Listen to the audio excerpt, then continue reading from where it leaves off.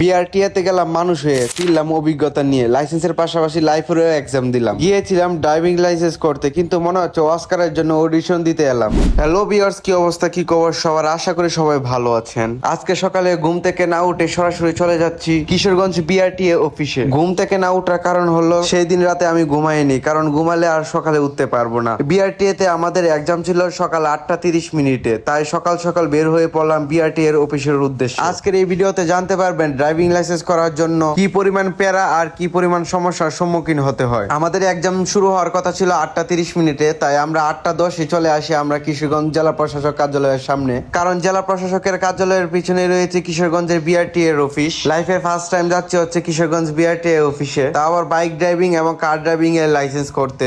প্রথম আসার জন্য আমরা বিআরটিএ অফিস খুঁজে পাচ্ছিলাম না, তারপর দূরে দেখতে পেলাম অনেকগুলো মানুষ লাইনে দাঁড়িয়ে আছে। তাদের দেখে শিওর হইলাম যে তারা ড্রাইভিং লাইসেন্স করতে এসেছে, কারণ তাদের হাতে ছিল হেলমেট। আমরা এসে দেখি যে আমাদের মতো আরো অনেকেই আসছে, মানে অনেক লম্বা একটা সিরিয়াল। তারপর আমি আর দেরি না করে আমি দাঁড়িয়ে পড়লাম সিরিয়ালে ফিঙ্গার দেওয়ার জন্য। ড্রাইভিং লাইসেন্স করার জন্য আপনাদেরকে এই 4টা জিনিস করতে হবে।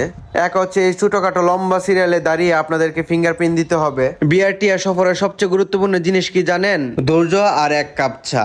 হয়তো ভাবতেছেন এত লম্বা সিরিয়াল রেখে কিভাবে আমি চা খেতে চলে গেলাম। ওয়েট, বলতেছি। আমার পিছনে ছিল এক অপরিচিত বড় ভাই, তারপর তাকে বললাম ভাইয়া একটু দাঁড়ান, আমার জায়গাটা রাইকেন, আমি একটু চা খেয়ে আসি। তারপর চলে গেলাম চা খাওয়ার জন্য। দেখতে দেখতে আমাদের ফিঙ্গারপ্রিন্টও দেওয়া হয়ে যায়। তো আমাদের ফিঙ্গারপ্রিন্ট দেওয়া শেষ হলে এখন আমরা চলে যাই পরীক্ষা হলে। এখানে লিখিত একটি পরীক্ষা নেওয়া হবে, সময় 30 মিনিট। আর এদিকে এক চাচা 5 টাকা কলম 20 টাকা করে সেল করতেছিল, সময়ের সদ্ব্যবহার যাকে বলে। তারপর কিছুক্ষণের ভিতরে আমাদের লিখিত এক্সামও শেষ হয়ে যায়। এখন আমাদের বাকি রয়েছে ভাইবা আর প্র্যাকটিক্যাল পরীক্ষা।